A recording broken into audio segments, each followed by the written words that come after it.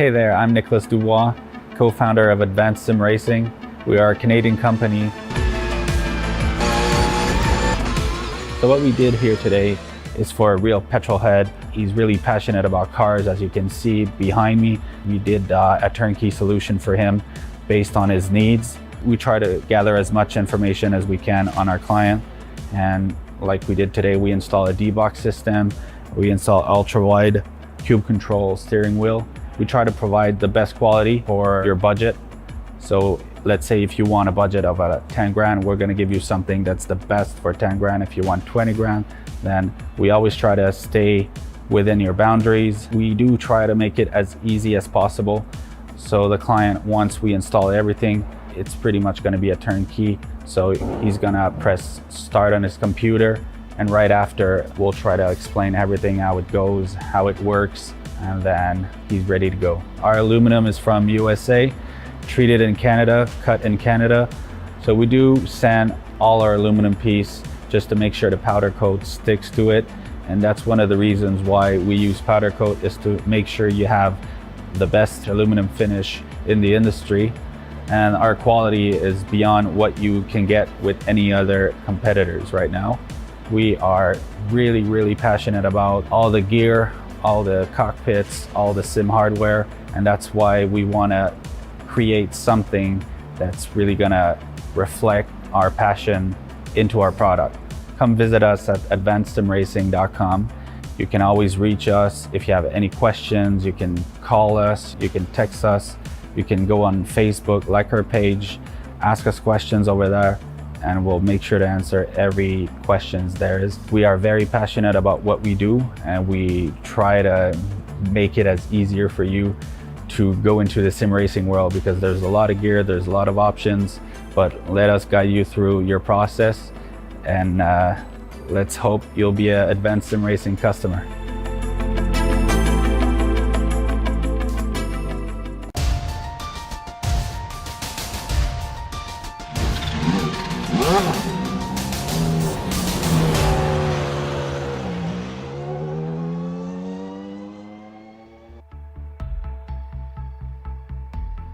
Acosta is on a roll, but he still needs to outscore Holly by one more point to reach the lead.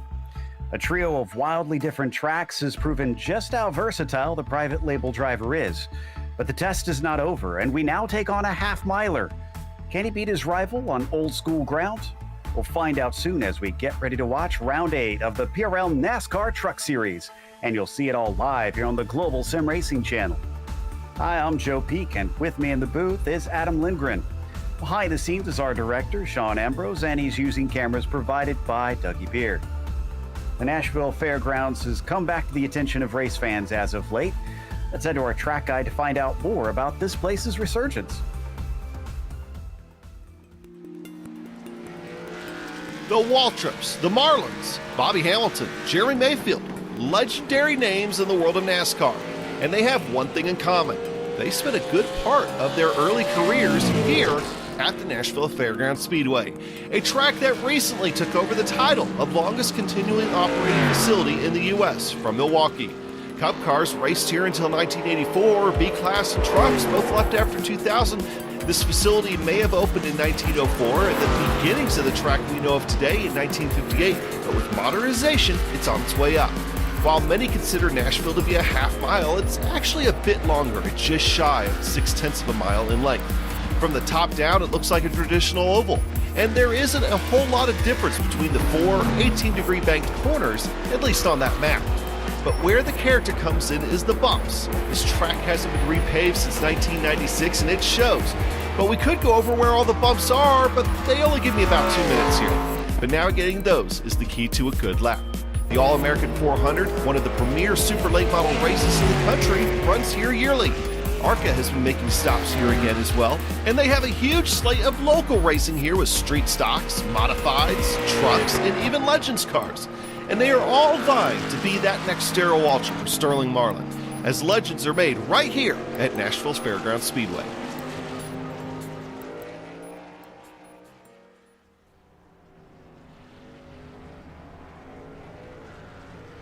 Well, Adam, it may have been a while since we've seen NASCAR here proper, but Love to see the trucks tackle it. And what do you think we'll see with these high banks and short lap length? Well, Joe, I mean, this is our fellow commentator Nick Schmeck's favorite racetrack, and the Nashville Fairgrounds Speedway may be under a bit of real-life legal threat, but that's nothing that we have to worry about here in the sim.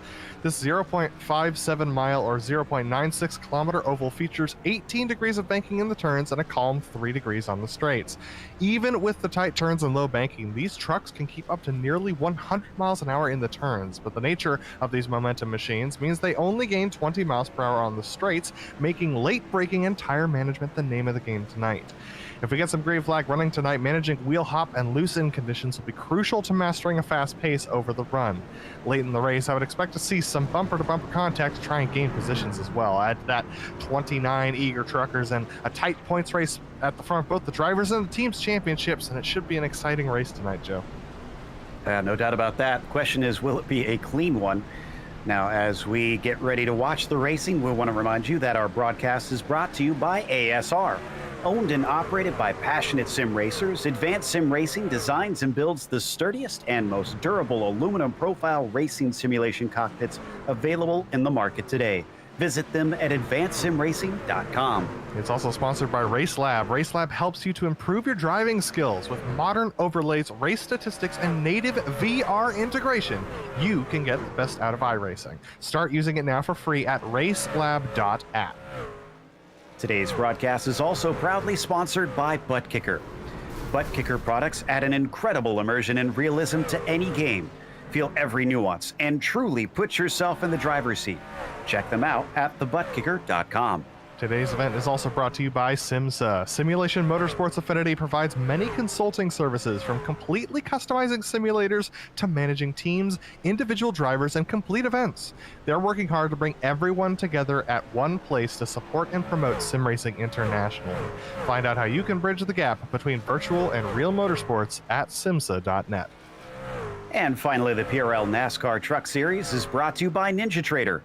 Ready to compete against the financial markets? Supporting over 60,000 users across the globe, NinjaTrader provides award-winning trading software and brokerage services. NinjaTrader is always free to use for advanced charting, backtesting, and trade simulation. Visit ninjatrader.com to get started with a risk-free trading simulator and start tracking your performance. Now, if we take a look at the points here, Bradley Hawley and Abner Acosta have only one marker between them. It's getting a little far away for guys like Conquer and Sink, unfortunately. They're going to need to gain a number of points in very few rounds. Not impossible, but they're going to have to hope both of those ahead of them have trouble as Doug Evans rounds out your top five with some consistent finishes. What about the team's championship?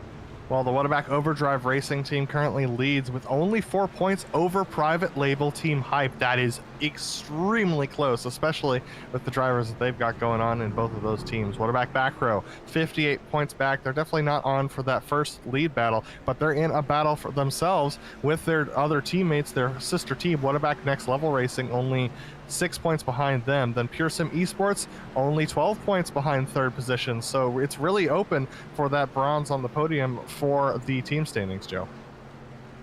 As for today's race, since it is a pretty short lap length, we're going to have to do 115 circuits around here. They also have no spare truck, and considering the high speeds, we might see a few retirements before this race is over. It's a fixed setup too, so any hopes of trying to make it more compliant over the bumps is, well, not there, unfortunately. 24 incidents will get you disqualified. We'll keep an eye on that, as there could be some beating and banging that will get people close to that incident limit. Let's hope not here in round 8 out of 10.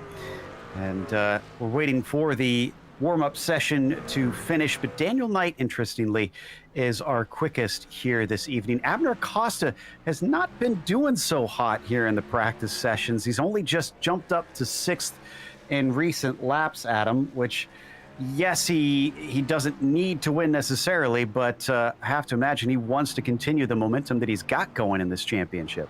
I mean, yeah, but saying that he's not doing great is not really saying that much. He's only 74 one-thousandths behind our current practice leader, Daniel Knight. So it's very tight as far as the margin is concerned. But the reason why he's going to be concerned is because he has the most bonus points out of anybody so far in this series. So that means that he's definitely struggling to get some pace in this single lap setting that we often have in practice, single or a couple of laps. And so that's going to concern him going into qualifying, because if he can't get a good qualifying, it's going to be hard to make progress here. And if he gets mired in the mid-pack, he could be involved in a wreck. Holly was definitely saved by those drop points that they're considering in this championship, because last round was his worst finish so far, as the 17 currently having some problems keeping it clean out there. This is Holly now, just behind by about 100th of a second on Daniel Knight here in the warm-up. See if he can back that up when we get to the qualifying session itself. It's also very, very hot on the track surface today, so wonder if that's going to cause even more problems out there, as Acosta certainly runs into some because of those bumps. I mean, the last thing you want is a slippery track on top of that.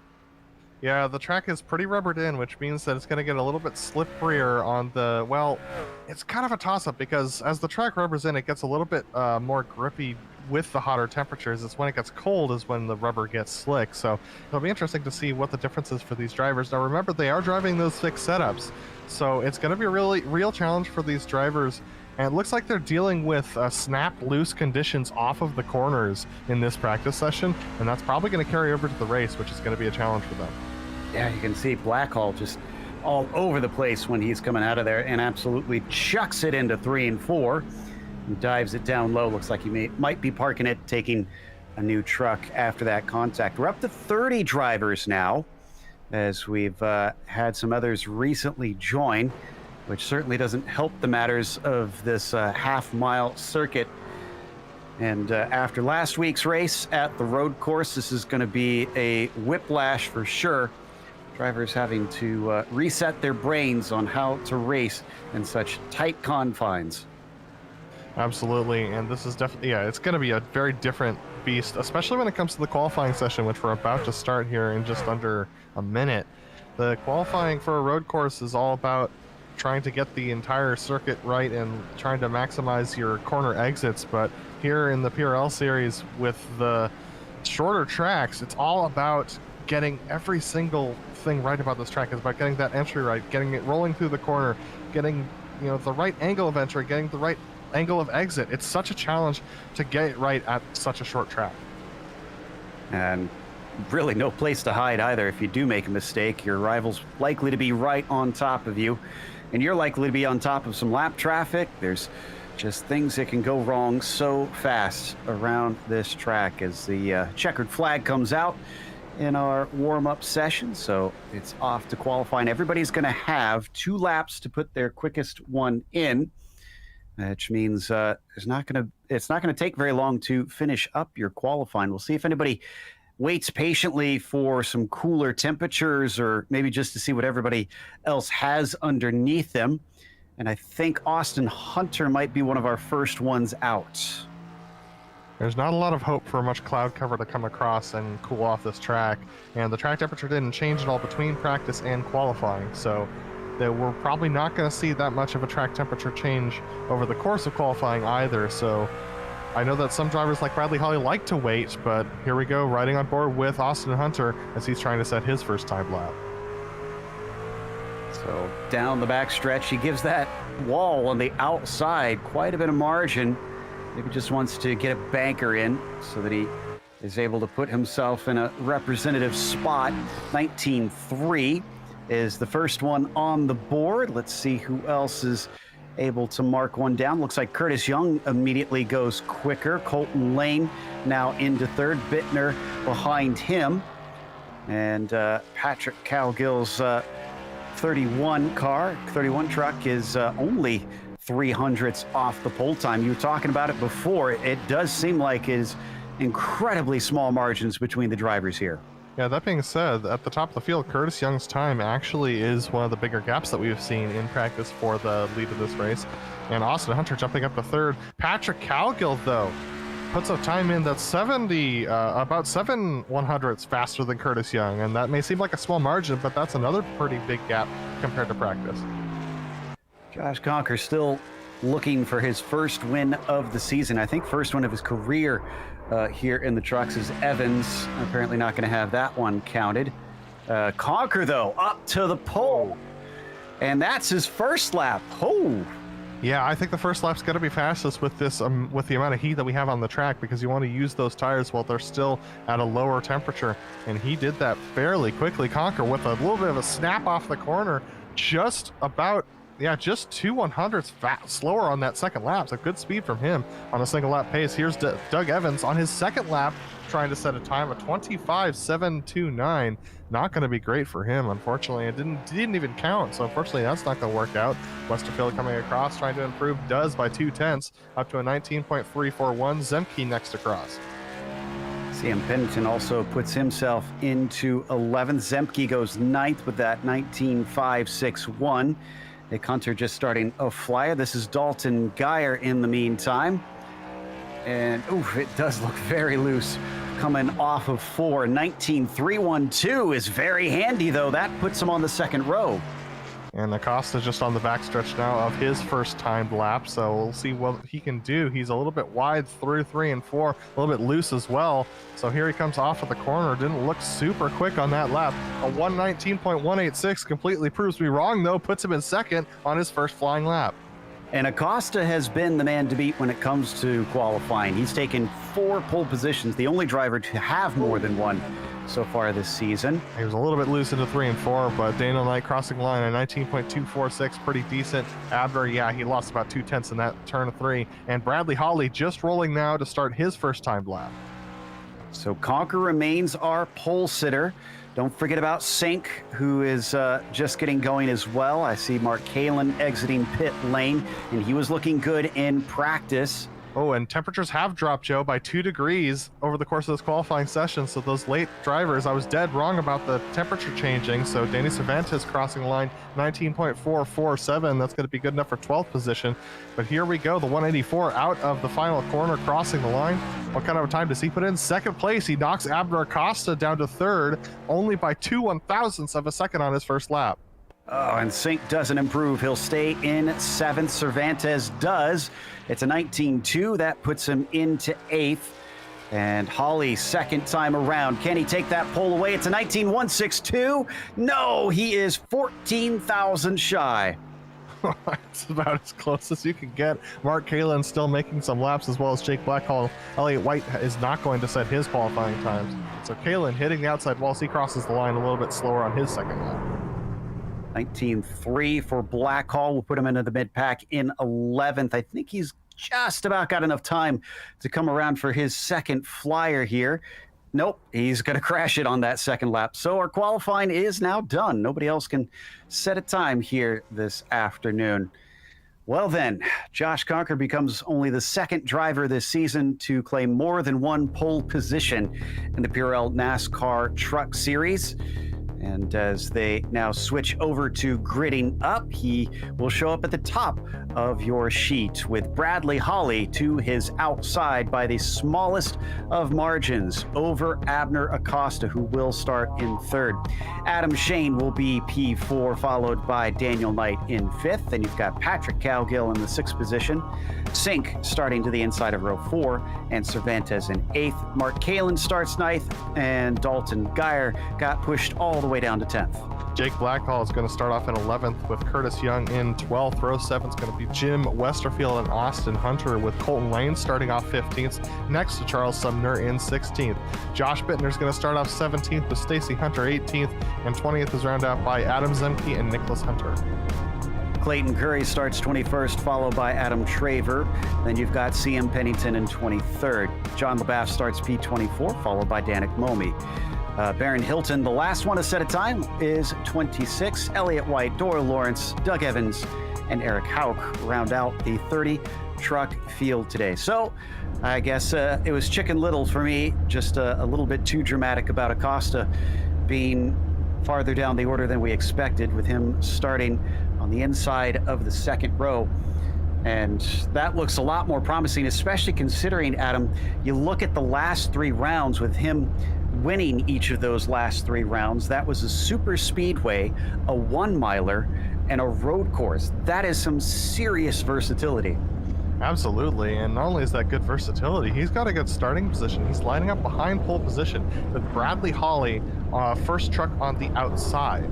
This is going to give him an opportunity to possibly get underneath Bradley Holly by the time they exit 1 and 2. If he can do so, that puts Bradley Holly on the high line going around 3 and 4. And 3 and 4's got such a tight exit. It's not great for the bottom line, but it's harder to roll through 3 and 4 on the high line, which will put Bradley Holly at a disadvantage.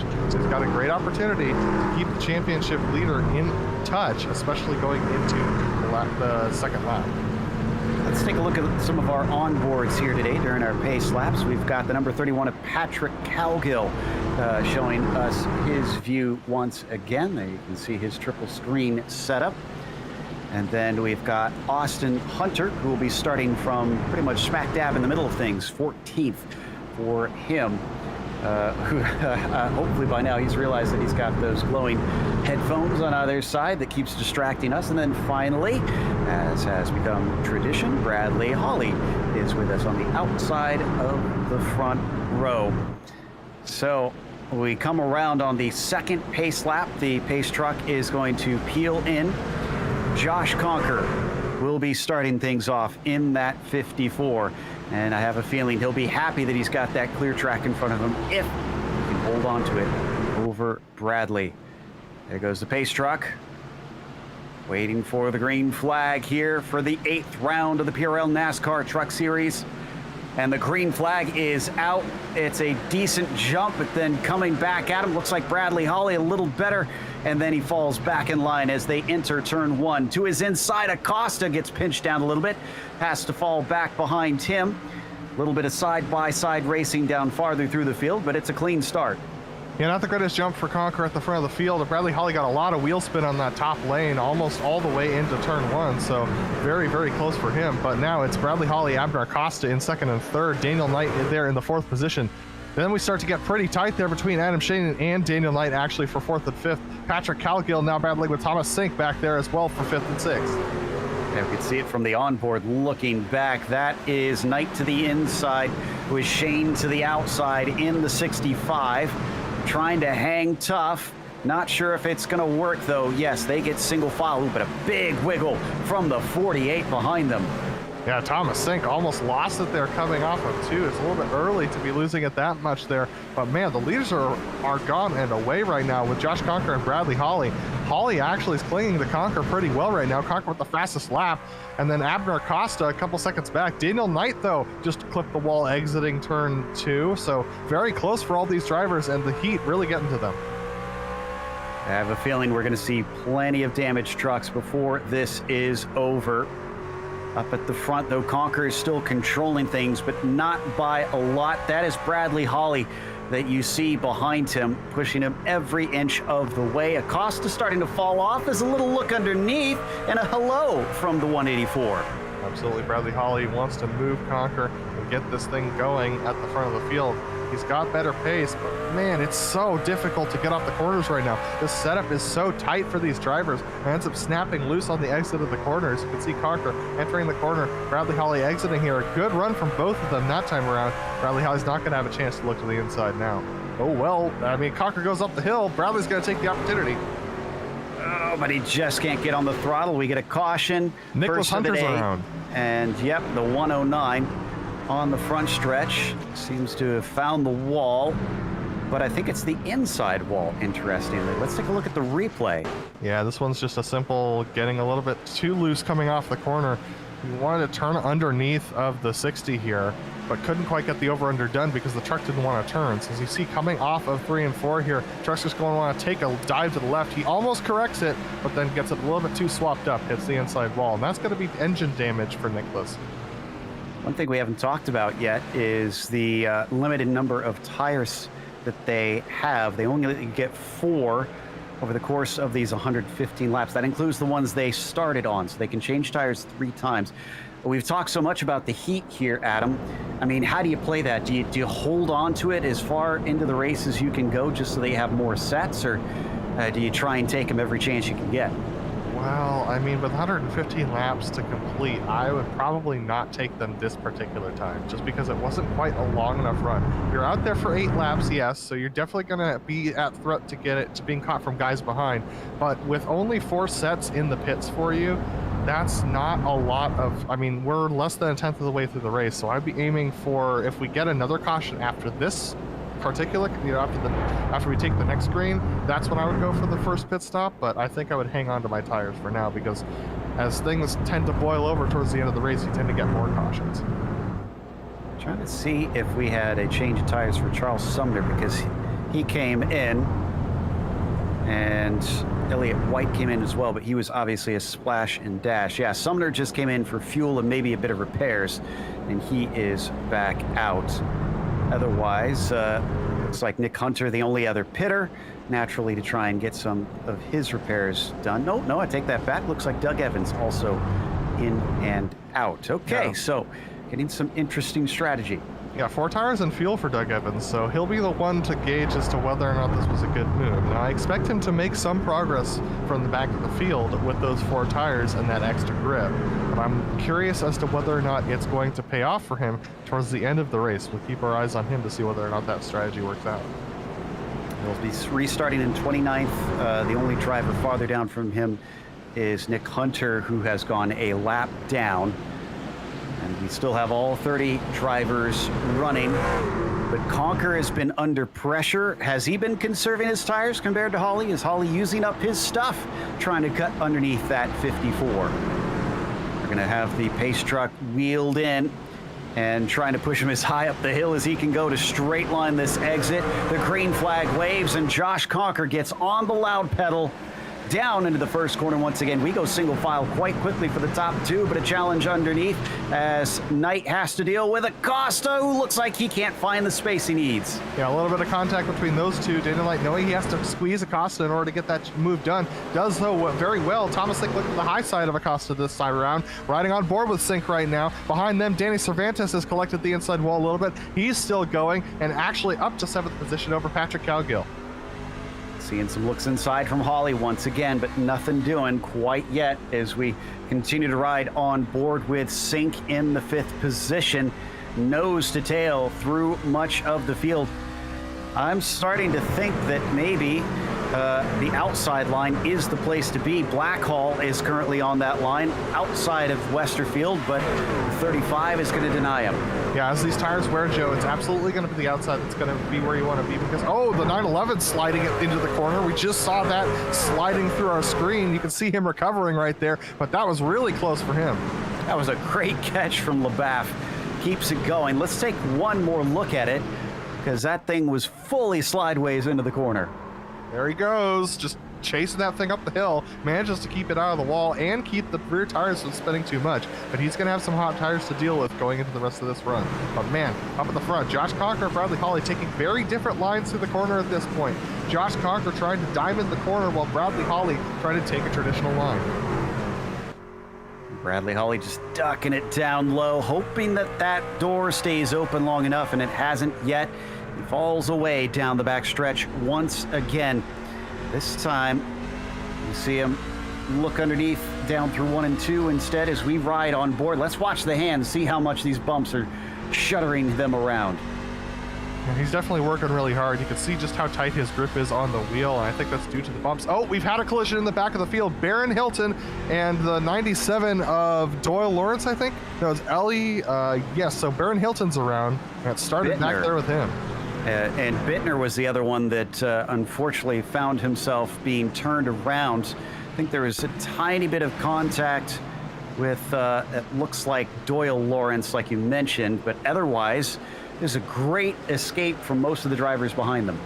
Yeah, and this is simply just 2 into 1 doesn't go. The 47 a little bit high off the bottom line ends up getting into the back of the 84, and that's what ends up spinning both of them around.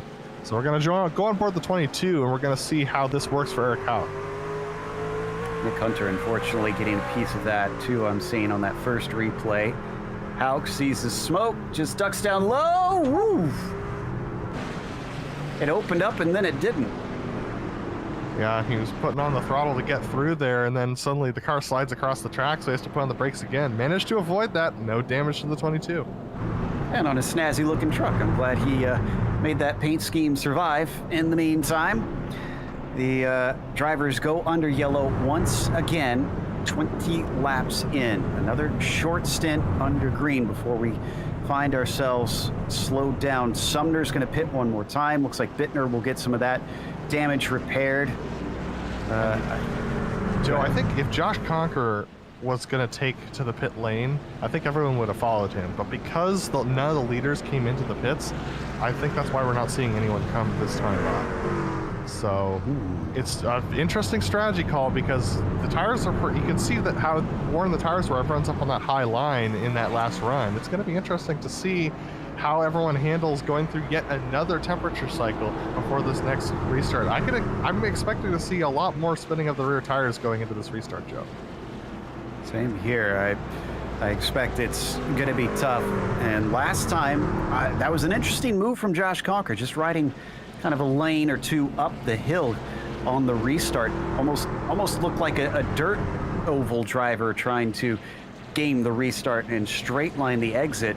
I wonder if it's just that slick on the pavement right now. I don't know if it's that slick on the pavement or whether the tires are that worn out, but we're 20 laps into this thing, so approaching a fifth of the distance here, and it's really, you gotta weigh your tire life versus your ability to drive the car. And Conqueror, I mean, we could tell that he's trying to conserve tires based upon the line that he's running.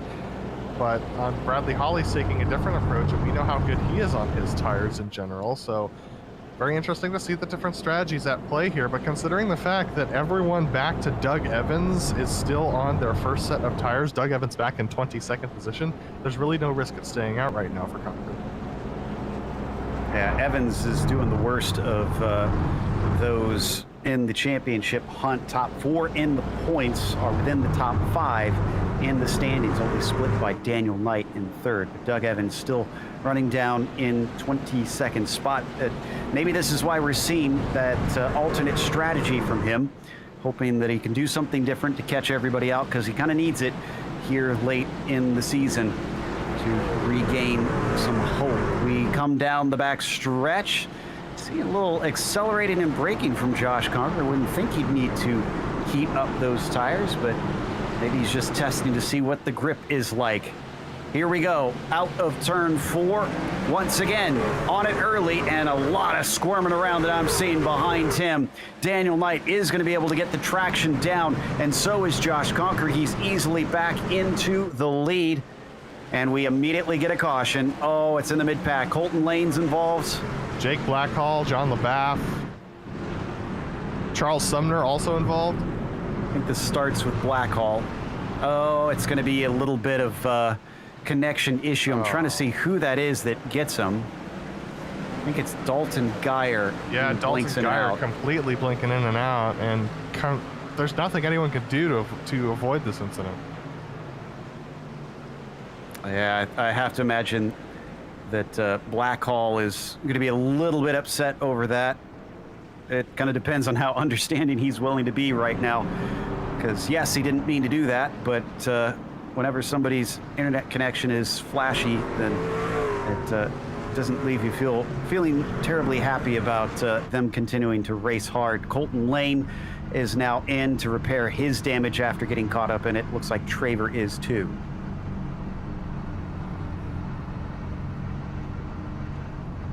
We're listening to race control right now, and they're talking about that blinking going on. So we'll see whether or not anything's done with that. I'm not sure whether there's precedent for this in the PRL series, Joe. And I don't think it was race control. I think that was Bradley Holly actually talking to Josh Conqueror, just letting him know that he saw him blink a couple times. So that's bad news for Bradley with how close he's been racing with him. Looks like Baron Hilton is going to get a lap back and is the lucky dog. Not quite double file. That was our quickest back-to-back cautions we've had yet. Yeah, and because there wasn't really, I mean, we only got, what, less than half a lap of racing, no one's coming to the pits again, so this actually stretches out their fuel, stretches out their tire performance, and it protects Josh Conker's lead up at the front. Now, one of our onboards is still on that front row. Wonder if we could get a view of Bradley Holly on this next restart to see what he sees, see what his face is like trying to deal with this. Are we still? No, we're still not one to go, it looks like, as the lights are still on. So it's taking a minute for them to get everything sorted out, but we're seeing more and more trucks that have been in pit lane. The question is, how many of them have taken tires in this time? Well, it looks like most of them are in due to being involved in incidents, so that's why they have been to the pit lane. Ryan Traver in the 28 also involved in an incident. Colton Lane been involved in a couple. Nicholas Hunter back there, John LeBath, Josh Bittner, Baron Hilton. So all these truck drivers are ones that have been involved in incidents. And here we go with getting the one to go here, one to go signal. All the trucks getting double file once again. Let's see if we can get going racing. So Knight's going to be starting on the inside with Sink to his outside. Acosta slipping backwards a little bit. He's starting from 5th as we watch from on board with Bradley Holly here, waiting patiently for the green, chatting it up, it looks like, a little bit with his teammates, trying to get an idea of when they're going to go. He's watching that left-hand side. And there it is. Green flag is out. He is on it. The 54 is going to be able to get ahead of him. And Knight thinks about trying to get underneath, but nothing doing. Daniel Knight couldn't get it done, but that means he's a little bit susceptible to Thomas Sink. Abner Acosta is not clear, actually. He's got Daniel Cervantes up there on the high side working for him. And it's Adam Shane and Mark Kalin side by side behind them. But look at this. Abner Acosta with a great run on the bottom side of 3, able to get underneath Thomas Sink into 1. Abner wants those spots back. He was much higher up, well, at least 2 positions higher up earlier on in the race, and looks like he might have something on Sink if he's able to be aggressive in front of them. That appears to be Holly and Conker almost going side by side, but they'll stay back in line as Acosta now has a nose ahead down through 1 and 2, and he's got the job done. Yeah, able to get that job done on Thomas Sink. It looks like Adam Shane's just got passed by Dan Cervantes, and another caution. That's Clayton Curry around. Oof. Another quick caution here. This is starting to fill this race up quite a bit. Hopefully we don't run into the time limit. They only get 60 minutes to try and complete the event here today. Yeah, this is Doyle Lawrence just getting a little bit too deep onto Clayton Curry going into the corner. Fortunately, no damage for Clayton, but here we go. You see Doyle looking low, but then he just takes it a little bit too deep into the corner, comes up into Clayton's line and sends him around. Great job on the 82 to just park it, though. Didn't try and get out of it too early. Pit stops, Joe. Everyone but Conker. This is going to put Conker in trouble here. Jim Westerfield also deciding not to come to the pit lane. Adam Zemke as well.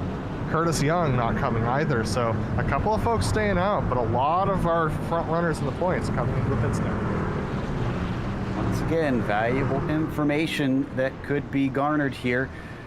Is there any way that you could see this working out well for Conker, considering so few stayed out? I mean, if we get a lot of green flag running, could that potentially maybe help him down the line? Actually, I think a lot of yellows will help him. If this yellow count continues as it is, there's not going to be any way for Bradley Holly to make his way back up to him. Bradley Holly came out of the pits in 14th position. So we have Jim Westerfield and Adam Zemke who are coming into the pits. I think they're playing a little bit of fuel strategy here. They came in the second time around. But this is going to be a difficult challenge for Bradley to get up there to Josh if we keep having these cautions. But this definitely puts us in a camp of 2 very different strategies. Now, keep in mind, Doug Evans is down in 4th position. Doug also has taken a pit stop, whereas Josh hasn't. Doug took a pit stop back 26 laps ago.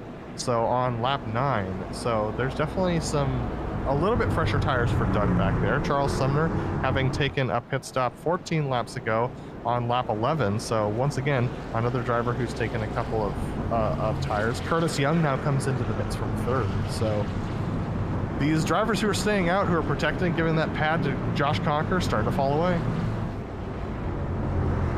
Still waiting for the lights to go out. Oh, Curtis Young changed his mind. He wants to come into the pits.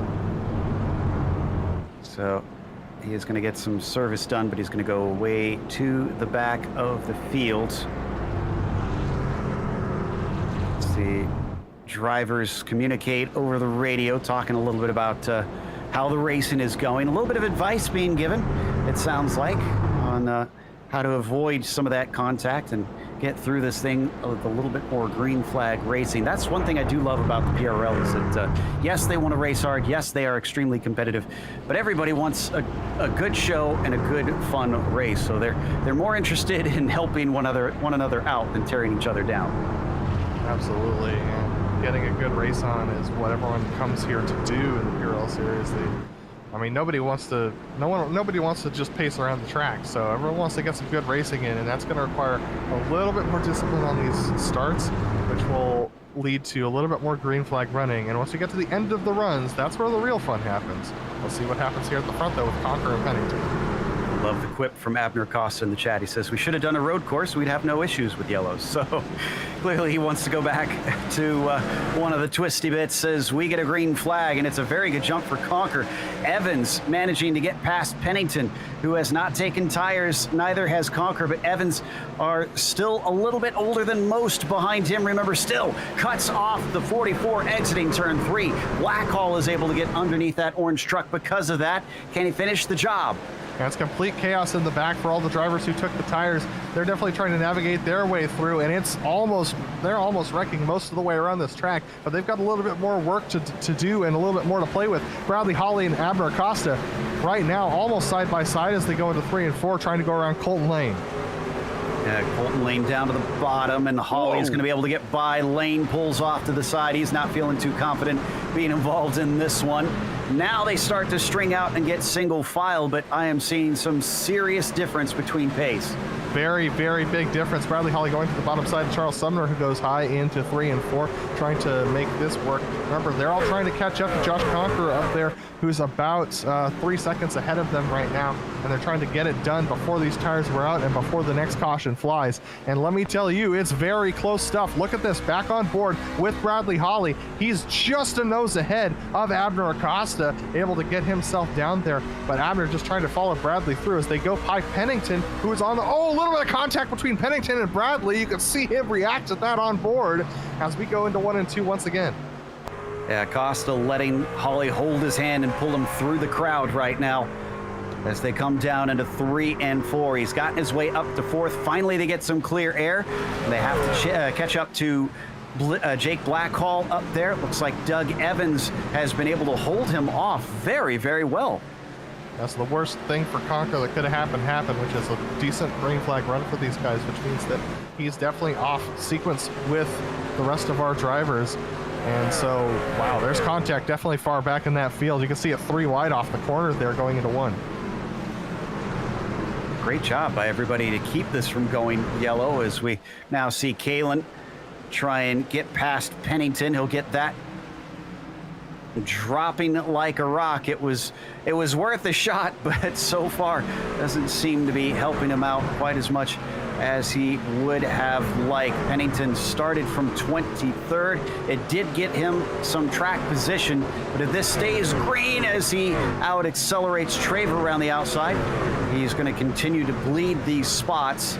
And I'm not sure he'll stay with it. 3 wide now, as that is Sink on the bottom and Cowgill in the middle. They get away with it, but barely. Yeah, Adam Shane just got squeezed through there. We're riding on board with Adam Cowgill. He's got Shane underneath him right now, and Shane almost loses it off the corner right behind him. Adam Shane able to save it there in the 65. Good job from him to hold on to this thing, but these truck drivers are having some problems, and John LeBaff looks like Doyle Lawrence is around again. Oh, no, and John LeBaff is involved, as you mentioned. He's going to have a very bad hit, too, with the pit entry cone. Well, so this starts with Doyle Lawrence off the nose of guess who, Joe? Uh-oh. It's Dalton Geyer. Dalton Geyer again. And this one does not look kind. Yeah. Yeah, Geyer was right there and pretty much Yeah, he just kind of pushed him into the corner, unfortunately. So that one doesn't look too good. 911, just kind of an innocent bystander there. Can't get it loaded up in time, but that's some heavy impact there onto the inside tire barrier. Well, I figured we'd see some bent up trucks, but this is getting to be quite serious out there with the number of cautions that we're racking up, and a few of these trucks have been getting some big hits early in the day. Incredibly, they've all been running so far, getting back into it. But John LaBaff, I think after that one, might not be able to return to the track for quite some time, if possible. Well, we came into this one without any EOL penalties that I could see, but I don't think we're going to get away with that come next round.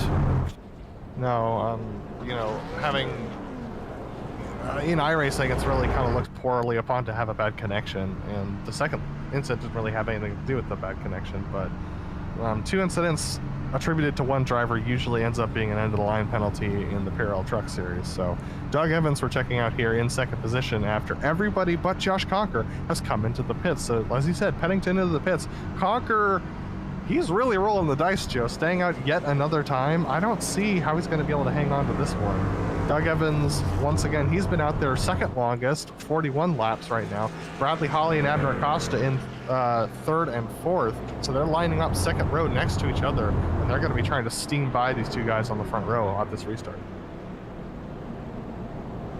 And let's not forget that next week we're going to Gateway. So if you like this sort of frantic action on a somewhat shorter track that is hard to drive, then tune in next week as well, because I'm pretty certain that'll be just as tough and as frustrating. Yeah, hard to drive is an understatement. With these trucks at Gateway, it is such a challenge.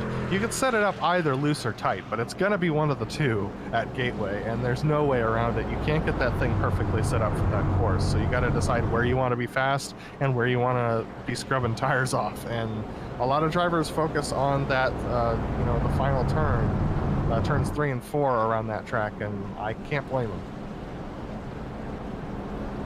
Well, incredibly, it is still Conker, Evans, Holly, Acosta up at the front right now, vying for the championship and for this race. It is Acosta who's won the last 3 in the PRL NASCAR Truck Series on Wednesday nights. He's looking to make it 4 in a row if he can, so he can finally take the championship lead. Holly didn't get the bonus point for pole. I think he's taking a bonus for leading a lap, though. And I wonder if maybe that's what Josh Conker is trying to do, keeping them from being able to take that advantage. As there goes the pace truck. Conker is on it once again. Green flag is out.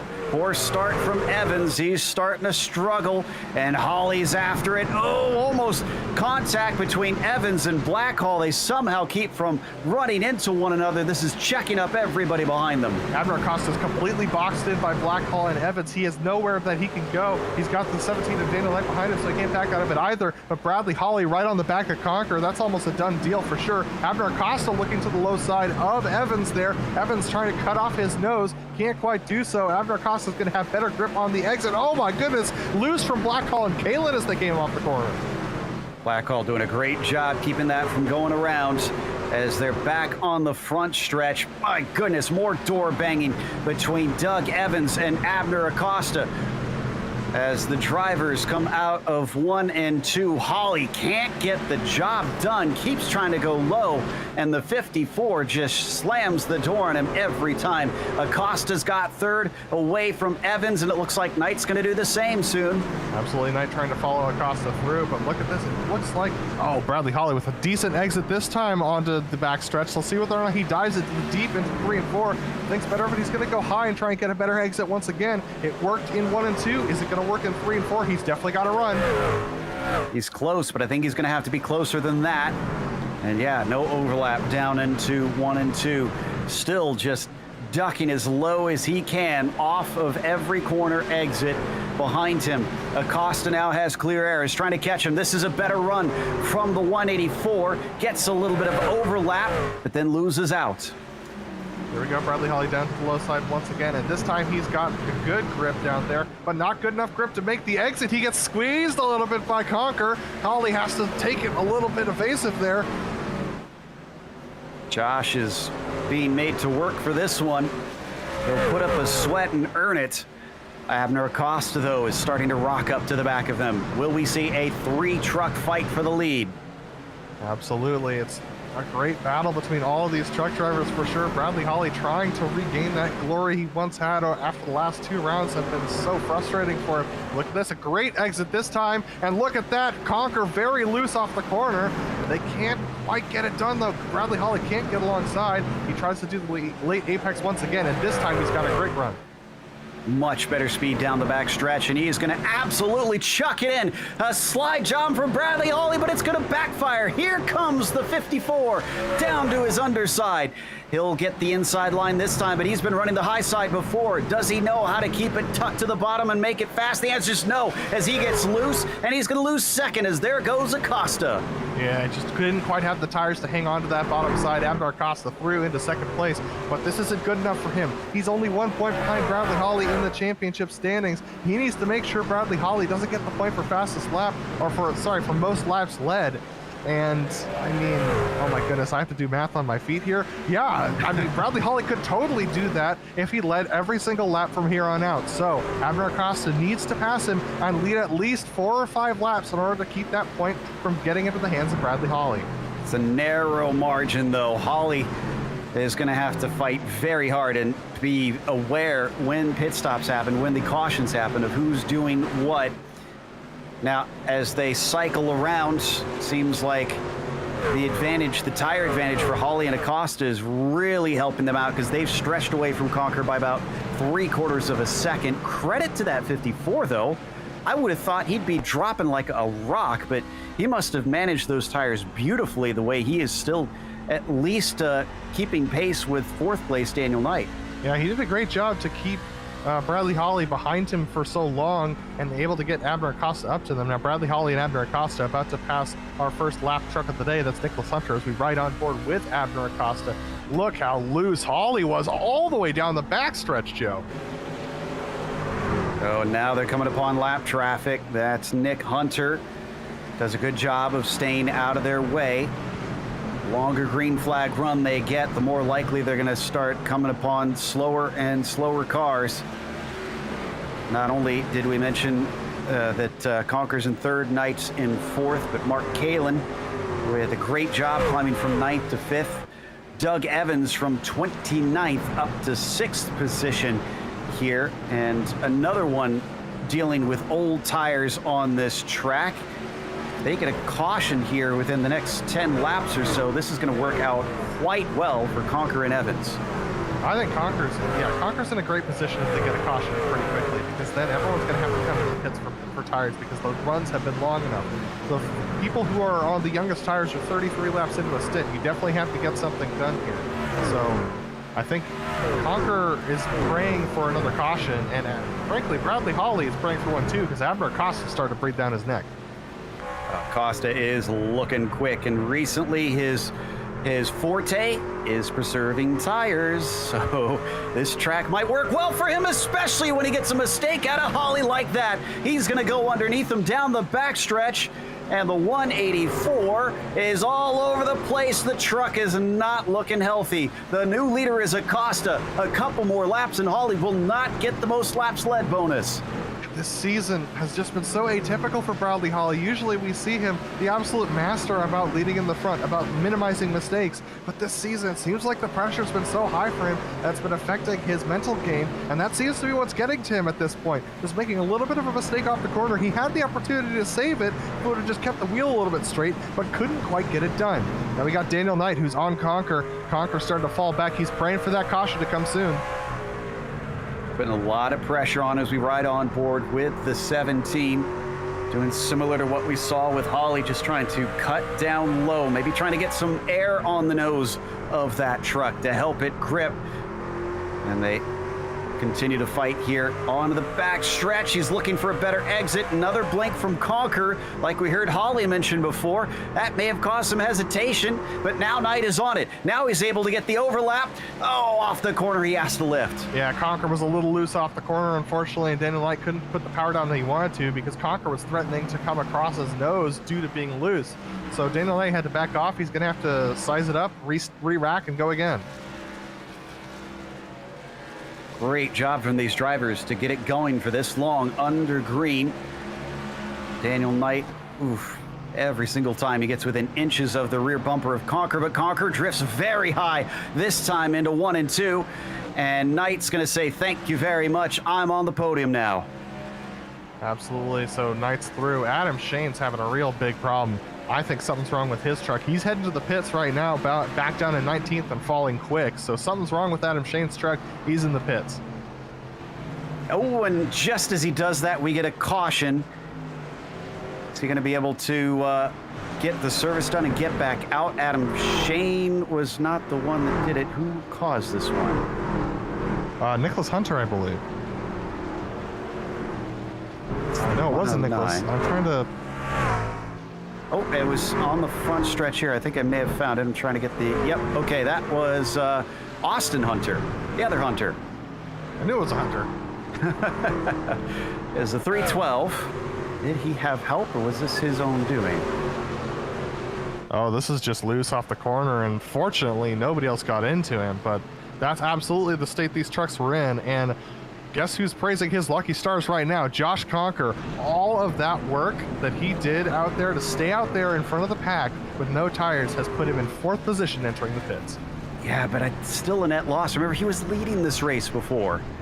So, yeah, he pulled it off. I think he minimized the damage, but it just didn't work out in the end. He was kind of put between a rock and a hard place. And by the way, the car that was just behind the spinning Austin Hunter was Curtis Young. Okay, so Abner Acosta just beat Bradley Hawley out of the pits there. Bradley Hawley with a great exit. I mean, as we've said in seasons past, Joe, Bradley Hawley's pit in and pit out skills are absolutely the class of the field. I think we can safely say that Conquer is going to get that most laps led bonus here, as nobody else should be able to go higher than him, considering Acosta's now our leader. Couple drivers staying out, going to get their laps back. Shane, Hilton, Pennington, and LaBaff. Credit to LaBaff getting back out there and cycling around. He's last on the track, about 4 laps down from the leaders, sadly, but sticking with it just to try and rack up some points here today. This latest caution has me wondering. I'm going to check the time here and see how much we have left. You should be able to get it in if they don't get any more cautions. I think we probably can afford 2 more cautions before we start running into a challenge as far as time is concerned. Just about to hit 36 minutes elapsed in this race, so we should have plenty of time to get the remaining, oh no, math again, the remaining 37 laps in. Yes, 24 minutes left on the clock, and we're doing 20 seconds a lap here. So we've got 35 laps to go. About, yes. So that works out to about 11 minutes. So yeah, we're comfortably within the margins. If we went green the whole way, we can definitely take a few more cautions and be on the good side of things. So well, Joe, you want to know who the biggest gainer of all this was? It was the guy who I questioned before about Doug Evans. When he came into the pits early, he's up 23 positions up there in the 6th position right now. Yes, Doug made the right call in the end. I think that got him where he wanted to be. So as they go double file, going to restart on lap 81, and Abner Acosta will be at the top. However, everybody behind him now is on equal footing on tires as the green flag waves. And Acosta is gone, but look at the jump from Josh Conquer. He might be able to take second, might even be able to take the lead away as he's going to poke his nose underneath the 5. But once again, that bottom line is dangerous. We get a caution immediately. Yeah, that's Clayton Curry. Yeah, I was about to ask the question. Joe, of whether these drivers remember what these trucks felt like on fresh tires. And this was right off the nose of the 312 of Austin Hunter. Yeah, Hunter, unfortunately, a little eager after his spin to get back up the field. Didn't realize there was a truck in front of him. Turned around the 82, so we're going to re-rack him real quick and get going again. Shouldn't have any pit stops. Shouldn't really have too many drivers having to come into repair since it was just a spin from that contact. Yeah, so I'm glad you brought up Doug Evans. That is an extremely good point about what this has done for him and his championship hopes. Now, unfortunately, he still has to beat Sink, Conquer, Acosta, and Holly on points in this race. Now, looks like Conquer, Holly, and Acosta are all in front of him on the track. Sink is not. Sink's a couple positions behind. Yeah, it's going to be really hard for Evans to get up there to the lead of this race and take those positions. Gonna wave around another lapped car. Lucky dog this race is Danik Momi. He's back onto the lead lap for the number 12 and 27th place. Actually rather impressive, I have to say, considering the number of cautions we've had and wrecks that we've had, that we will have 27 cars on the lead lap here, and we're well past halfway. Absolutely, and I think it's just a testament to the challenge of this particular track and also the evenness of this fixed setup for all these drivers, for sure. I think Daniel Knight might have hit the outside wall a little bit there on these pace laps. I think I'm not sure why he's up that high, but might be trying to set something up in the sim and just might have miscalculated a little bit, but not too much damage it looks like for him. So fortunately, I think he'll be okay. Driver that's confused me a little bit is Elliott White. Usually is very quick. He had to start from the back. I wonder if he still had an EOL that we missed that he had to serve. Whatever the case, he began from the tail end of the field. He's gotten up to 16th. He's made up a lot of positions, but he has not quite done what Doug Evans has done. Certainly not going to help his hopes of furthering himself in the championship. Here we are getting ready to go green, I believe. But he racked up. Nope, premature there, and the pace truck going to stay out. So one more time around before we get going here today. The track temperatures, unfortunately, have not gone down a whole lot. It's still 3:30 in the afternoon, virtual standard time here. And you can see that's still 109, so down slightly, but not a lot. Yeah, down for about 117 in qualifying. So the track is cooling off, which means the trucks will have a little bit more grip and have a little bit more longevity on their tires. But I'll be interested to see whether or not any of that's going to play out. I mean, Abner Acosta almost got jumped by Josh Conquer on that restart. Let's see whether it happens again. All right, pace truck is in. Acosta has control. Green flag is out, and he is on it. It is Conquer, who almost has a little bit of a touch with Acosta around the outside. He's going to try to drive it around the outside of the first corner. Acosta can drift up if he wants to, and he does. Holly still fighting back in third. Sends it in down to the bottom side of 3 and 4, and unfortunately he finds there's just not enough space. We get another quick caution in the meantime. I can't exactly find where this one is. Pennington, yeah, the 44, I think, has caused this one. That's right, and right this, off the nose of the 911. Yeah, this is a little silly, frankly. Spotter was sleeping for the 44 that time. Absolutely, just came up over the nose of the 911, who was absolutely established, but also in the middle of the track. So I think both of the drivers, a little disappointed in their pace and possibly getting a little bit lackadaisical in their driving. Well, LaBaff's going to come in. I'm not sure if he's parking it after that, because remember, he's the farthest car down right now. He's multiple laps behind, so that's got to make it extra frustrating for Pennington, who stays out despite what I thought would be horrendous damage.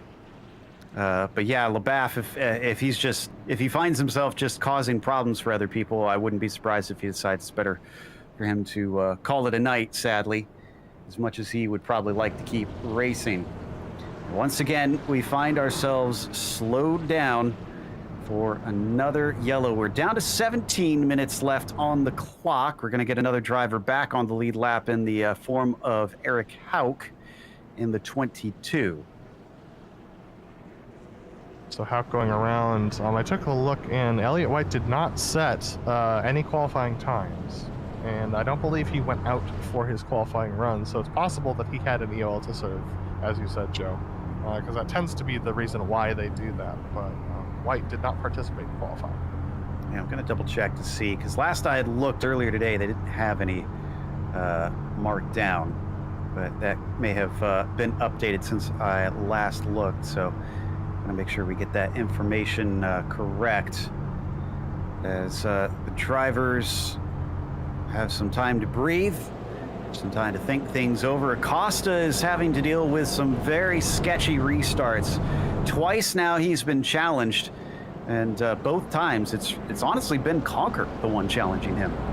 Absolutely. Conker's going to get that bonus point for most laps led, as we mentioned. Abner Acosta, if he finishes where he is, he would be 1 point ahead of Bradley Hawley going into the next round. But that being said, Bradley Hawley and Josh Conker definitely have something to say about that. They're going to want to put as much threat to Abner Acosta's supposed victory as possible. But that being said, we haven't had a lot of laps on these tires. Only about 2 full laps of racing on these tires right now, as we're 15 laps into their stint this time by. And really, yeah, with only about 23 laps to go, it's gonna be tight for anyone to try and make some moves. So we're gonna see a lot of desperation coming up here, Joe. I suspect so. I checked, and I still do not see any penalty for Elliott White. So I suspect maybe he put himself there hoping that he'd be out of trouble, and unfortunately just hasn't allowed him to find opportunities to climb forward. Pace truck is in, and Acosta accelerates away, but the 54 keeps an overlap and gets a very good shot off the corner. How deep can he go into turns 1 and 2? Very deep, and drive clear around the outside. It's not done yet, though. Acosta back at him. Contact behind him. Doug Evans is around. Off of the nose of Thomas Sink, I believe. Oh, it's a big one. Oh, no. Doyle Lawrence goes over the fence. I think this was 2 separate incidents forming up. Blackhall was the one up front. He gets turned around by Doug Evans. And then it's Curtis Young and Jim Westerfield in the back of the field. I wonder if they saw some of what was happening and maybe that set them off. Here's the first incident towards the front. You'll see the other one in the background, just bouncing off each other like ping pong balls. Yeah, it's, the one in the back starts with Jim Westerfield running into the back of Patrick Calkill, who was checking up due to the spins happening up ahead of him. That may have just taken out a few drivers, other than LaBaff, who I can confirm did retire now. Looks like Doyle Lawrence is done. Blackhall's smoking. Get another angle of it from above. So not sure if we'll get Blackhall in with so few laps left and only 14 minutes. If he manages to repair it in that amount of time, it'll be amazing. But Josh Conker was saved by the bell, and he was given the lead after that yellow flew. Acosta will have to restart in second. So Stacy Hunter is currently circulating with a blown engine. He's currently trailing black smoke, so Stacy's going to come into the pits here as well. So that's probably another driver who we're going to lose as soon as he parks it. We got a couple of very damaged trucks leaving pit lane, so there's Stacy entering pit lane. Wow, there is no front end on that truck whatsoever, Joe. Well, it's the first. Is there a pickup truck modifieds like class in NASCAR? Can we make that a thing? With the amount of trucks that we've had damaged today, maybe. I'm surprised that hasn't become a thing quite yet, as the drivers circulate around, and yeah, I'm only seeing 18 of them out on the track right now. That took out so many people. Blackhall is officially retired. Danik Momi is gone. Lawrence, Westerfield are out of it. You mentioned Stacy Hunter is probably going to be gone for a long time if he ever returns. See, Zemke's still taking repairs. Traver as well. I'm pretty certain both of them were involved. And the one that is liking this, weirdly enough, is CM Pennington, who's gained a ton of spots and is now up to 23rd. Still 2 laps down. Still not in position to be the lucky dog. Lucky dog driver would have been Elliott White, but Elliott was involved in the incident, so there was no lucky dog this caution. White's going to get a little bit of repairs, which actually, oh no, that'll give it to Austin Hunter, I think, as he will move ahead of him. Okay, it is coming down to it now. 12 minutes to go. We should still be easily within the range of being able to finish this thing. But we've got 17 to 18 laps left in this run. Can we make it go all the way under green, especially with so fewer trucks on the track right now? There's a lot less to avoid, a lot less to run into. Looks like the pace truck is in. Conker will have control this time. Did Acosta learn anything from him? Not quite. It's a big jump there from the 54. Acosta's going to have to play defense as Holly goes inside him. Coming off of turn 2, much better exit for the 5 truck. Behind them, big bobble for Kalen. He falls behind Sink. Oh, and almost contact between them, as still side by side between Knight. And we do get a caution. Eric Hauk. Ooh. We were watching Brad and got that live reaction of him, yeah. Yeah, live reaction with Holly, and Holly being one of the series organizers, I can understand why he's not happy about this. Ooh, it was almost a great escape from Shane. Just going to glance the wall. You're going to see him have to go up around the outside and just run out of track. Just pancaked it.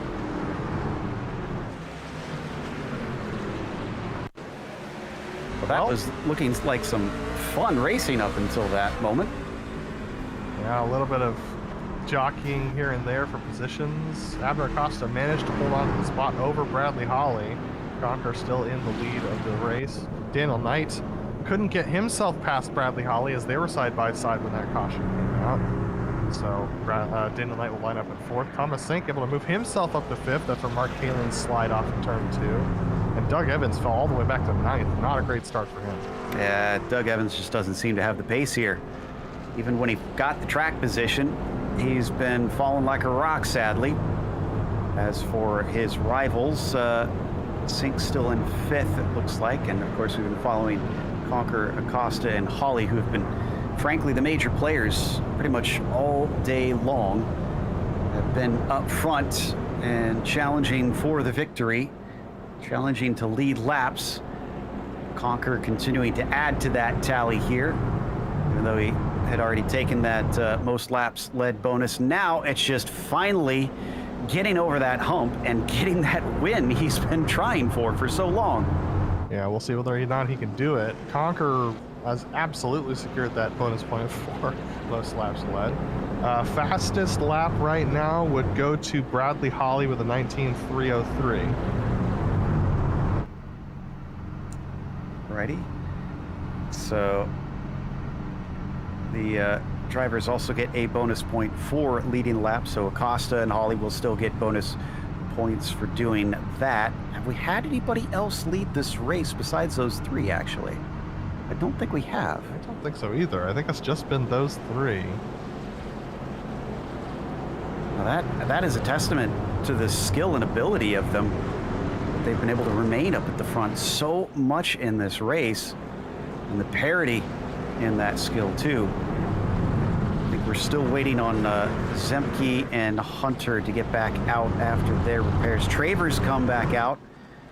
He is now the last driver running. Pennington's up to 22nd place, continuing that climb. Got to give him credit. That Dory Award definitely going to be going to that 44 today, I think. Elliott White is also a lap down. He'll get the lucky dog if we get another caution. He is currently in 21st place. But the lights, I believe, are out.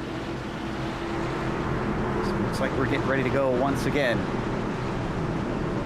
Here we go. Pace truck is in, and Conker is away. A little bit of a better start for Acosta. He's still got to worry about Holly, who's got a nose down. No! To turn him.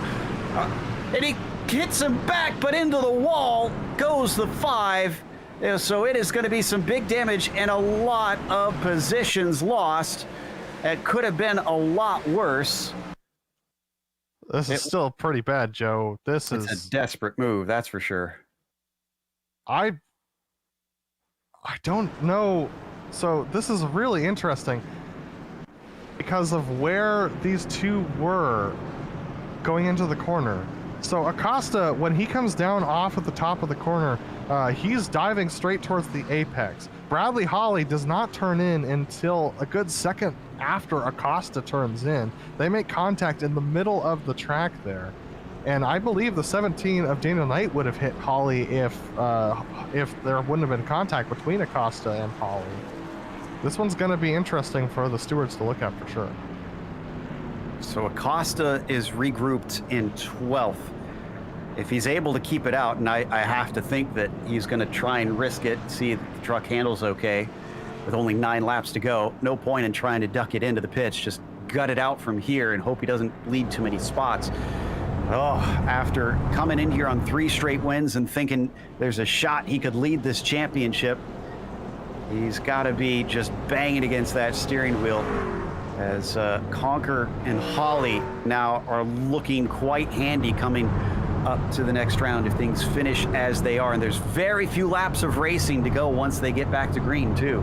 Yeah, I mean, Acosta wanted to do the best that he could to hang on to that position and tie up Bradley Holly coming out of this race, but I think he might have taken just one risk too many, diving it down to the apex through turn 1. Regardless of who was at fault, that definitely put him in a position where he's going to be losing points, and he doesn't have any more drop weeks to play with, Joe. This is going to be really hard going the last 2 rounds of the season.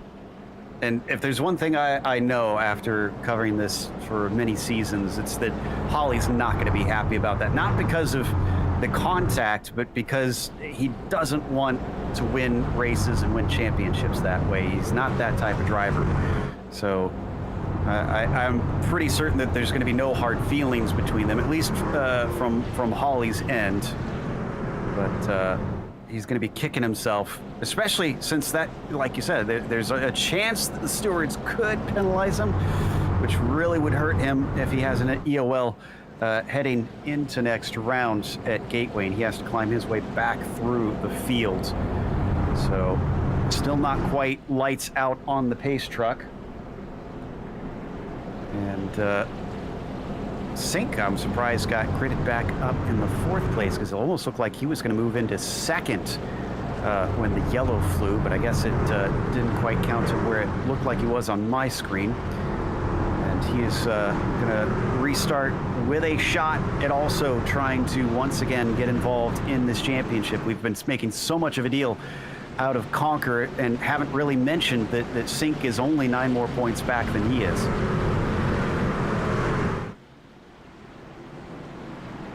Here we go.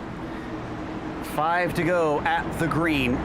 And the pace truck is in. The 54 has control. This time to his outside, it's Bradley Holly. Holly gets a decent run as the green flag waves, but now he's going to have some of his own medicine with a 17 looking inside, but he backs out of it. Down into 1 and 2. Sink looking around the outside of Knight with a good head of steam. He might be able to get through. No, fighting back, drifting up into his side. Wheel-to-wheel racing here for the 3rd spot. Absolutely wheel-to-wheel banging doors between the 2 of them. Daniel Knight sends it in deep again. More door banging between Sink and Knight, and Knight's going to try and hold on to that position as they exit the corner. Wow, very loose between the 2 of them. Sink getting into the back of Knight there, and Colt Lane trying to get it to the back of them, but now he's got Mark Kalin up his inside. Here we go, 3 to go this time by. Conker leads, Holly leads Knight, barely over Sink. That worked out well for Conker and Holly. They got themselves some space to run, but Holly has not been able to hold down, and the caution flies. We are going to go to a green-white checker. It was Austin Hunter on this one. Oh, boy. Ooh, and once again, one of our lap trucks involved. CM Pennington was on a different lap from Austin Hunter. Again, This is quite a bit of netcode, Joey. We're going to see it right off the nose here of Austin Hunter. It's just, yeah, okay. The force field decided to poke out there. I'll give him credit on that. Even still, I never like seeing the lap down cars cause yellows, especially when we were so close to a green flag finish here. But this is actually quite good news for Holly, rather. Because he was falling back, didn't really seem to have the tires underneath him. If he can get a good jump on the restart, maybe he could challenge Conquer this time. He's definitely got an opportunity. Now, here's the thing, is that if we reach that time limit before we take this green light checkered, it ends up becoming a one-lap shootout. We've done this multiple times here in the trucks ever since they instituted the green light checker system. Believe it or not, Joe, Pennington is going to be getting the lucky dog right now. I guess it couldn't figure out that he was involved in it since he didn't go around. And yeah, he'll get that lap back. And he'll still be in 22nd. Because Austin Hunter's getting back out from the pits after just small touch with the wall, so he didn't really get a whole lot of damage. Yeah, we got a minute and a half left on the clock right now. It's going to be close. How long do we take on these pace laps? 45 seconds. Oof. I don't think we'll get there. Yeah, no, it's not looking likely at all. So it'll be a one-lap shootout for these guys.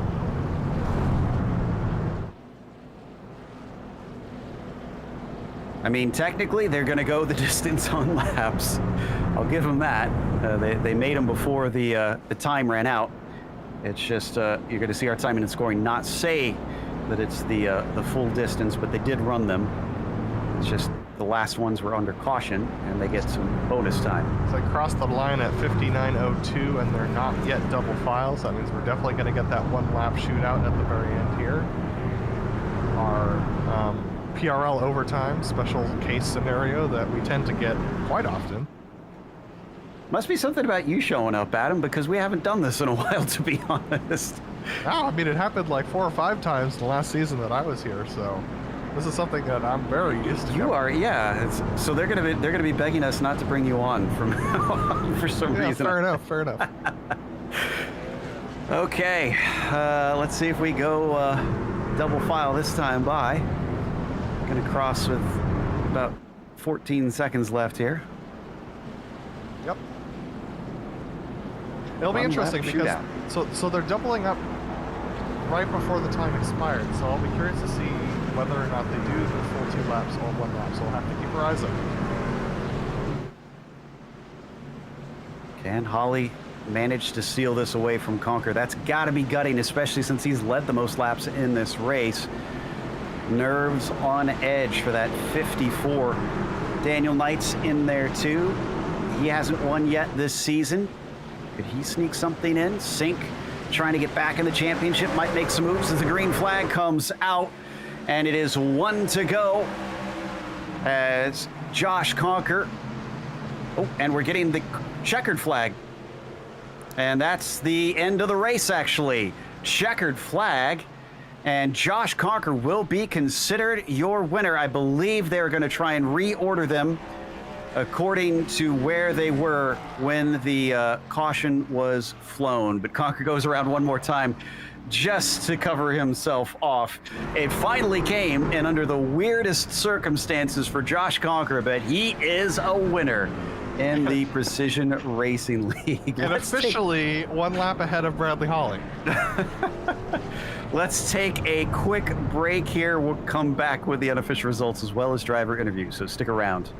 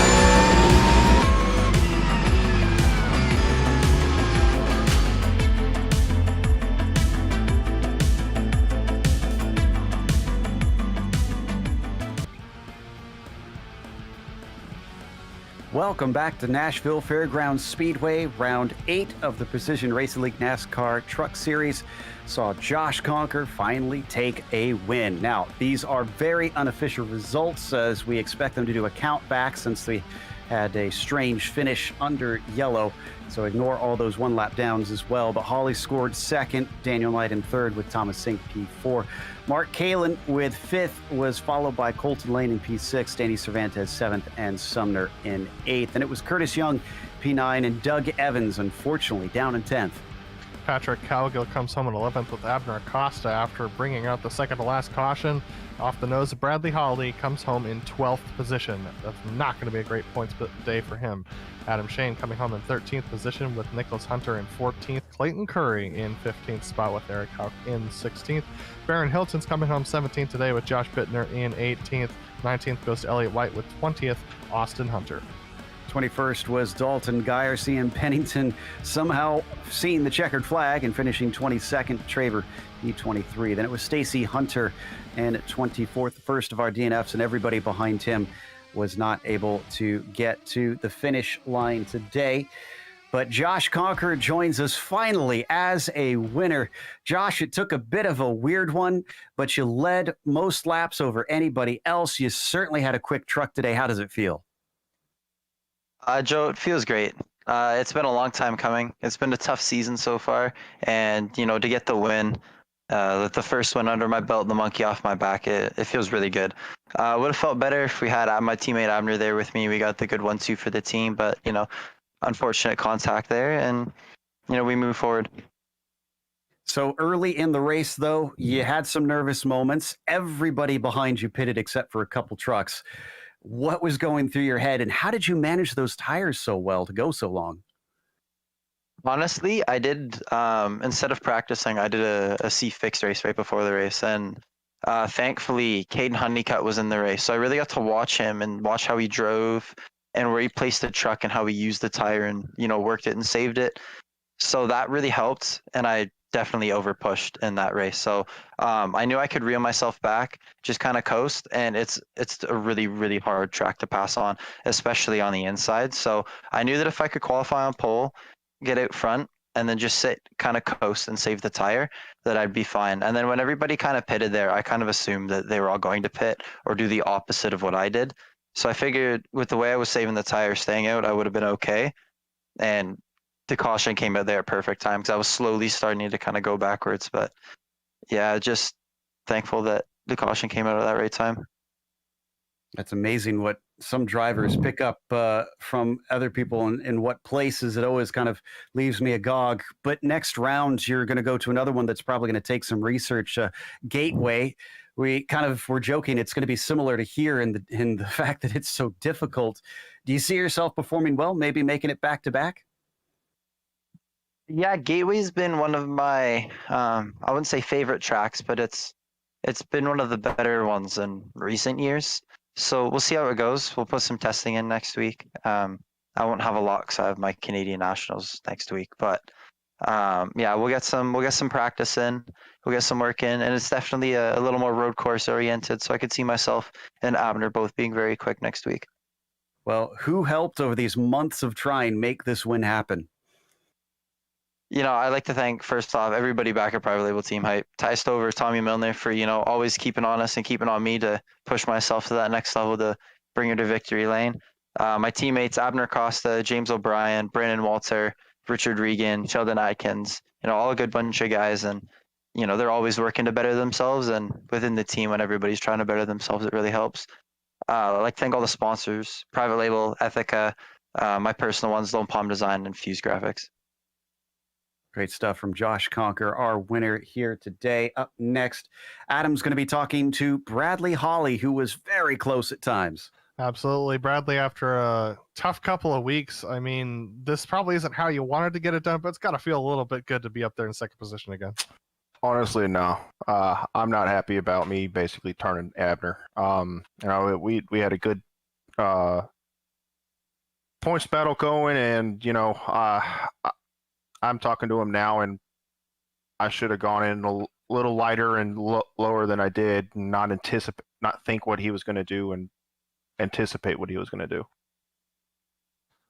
tough situation for sure for Abner. Absolutely. This whole race just seemed to be very challenging with the amount of cautions that came out in the pit strategy, but also just difficult to pass. How hard was it to get around people on the bottom side today? Oh, it was extremely hard. 1 and 2 was just those bumps on the exit of 2.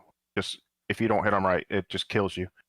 3 and 4, there was some bumps in the center if you went too low and just couldn't do it. And then of course the momentum on the high side, it just made it real difficult. Absolutely. And next week you head to Gateway, which is, a little similar when it comes to the bumpiness, but a little bit flatter in most parts of the track. Where do you think your chances are there? We'll have to see. More than likely going to have to start in the back because of my mistake. So we'll just have to see what comes of it and just try to manage the race. Well, Bradley, before we let you go, is there anything else you want to say to the field or any sponsors you want to thank today? Yeah, first off, I want to say sorry to Abner. That was my bad. I'd like to thank you guys for broadcasting us week in and week out. All the PRL managers and organizers, we work hard to get the races going and have good races on the broadcast. And the Waterback guys, we practice week in and week out and try to figure out what we need to do. Well, thanks for talking to us, Bradley, and we look forward to seeing you next week. Thank you. That was Bradley Hawley, second place today, and we've got Daniel Knight who's joining us, and Joe Peak's going to line up with him. Daniel Knight taking a podium this week. But Daniel, you got a little bit overshadowed. We kept talking about Josh and Bradley and Abner most of the race, but you were just as fast and honestly in there quite a bit. It must have felt pretty good inside the truck. Yeah, it was nice being up there running for the podium spot again. This season's not been going my way. So actually, if you guys aren't talking about me, it's probably good because that means I'm not crashing. We often joke about that, but I really wonder if some drivers just watch these broadcasts hoping, please don't talk about me. But superstitions aside, this might get things back onto track. And if there's ever a time you want to get things back on track, it's when you transition over to the following season. Do you think you can keep this going when we head off to Gateway? Yeah, hopefully. This track and Gateway are both tracks that I like. So hopefully I can keep this momentum going and kind of get back into the groove of things and get back up there racing with Brad and Abner and Josh and all of them on a weekly basis. We heard some drivers during some of the cautions trying to give a little bit of advice on how to race during today, and I imagine that sort of talk is going to continue on to the forums afterwards. Is there anything you've already got in mind that you kind of want to tell some of the drivers maybe of a lower skill level on what they can do to help cause fewer cautions on future races? Not anything that Charles and the rest of the organizers don't preach on a daily basis, which is just being patient and not racing over your head. And I know there was a lot of that going on, and I'm guilty of it too. I think I almost took Sink out there trying to keep third at the end of the race, but just being patient, respecting each other. Like some of the new guys, they'll learn and they'll fit in, and kind of we're all just a big friend group that likes to race together. So at the end of the day, that's all that really matters to me. Well, we love seeing you guys really work together to put on a good show. Congratulations. Anybody you want to thank for this podium? Yeah, all the Riding Shotgun guys again for making this fun to come out to, you guys, and PRL for putting on an awesome league. It's fun. It keeps me coming back. That was Daniel Knight, third place, giving us his lovely baritone once again as we now close it up and give a thank you to the sponsors of the Precision Racing League, which includes ASR. They design and build the sturdiest and most durable aluminum profile racing simulation cockpits available in the market today. Visit them at advancedsimracing.com. And RaceLab. It helps you to improve your driving skills. Start using it now for free at RaceLab.app. As well as ButtKicker. Feel what you've been missing at thebuttkicker.com. And SIMMSA. Find out how you can bridge the gap between virtual and real motorsports at SIMMSA.net. And finally, NinjaTrader. Visit ninjatrader.com and get started with a risk-free trading simulator to start tracking your performance. A thank you to the companies that provide the software and hardware for our broadcasts listed on your screen, and additional thanks to June Lalonde, who provides our wonderful music. Check out our Bandcamp for more great work. And thanks to the team today, Adam, Sean, and Dougie. You can find more info about GSRC at globalsimracingchannel.com or through our social media listed on the screen. Also, check out our merchandise store at simracingmerch.com/GSRC. We keep a link in the description below. Don't forget to subscribe to our YouTube channel so you don't miss a moment, because as we said, next race we're heading to the middle of the country, just a little bit north from here to Gateway on August 18th at 9 p.m. Eastern. We also have upcoming races for other series listed on the screen, so check those out and mark them down on your calendar. But until next time, race clean, race hard. We'll see you on the track.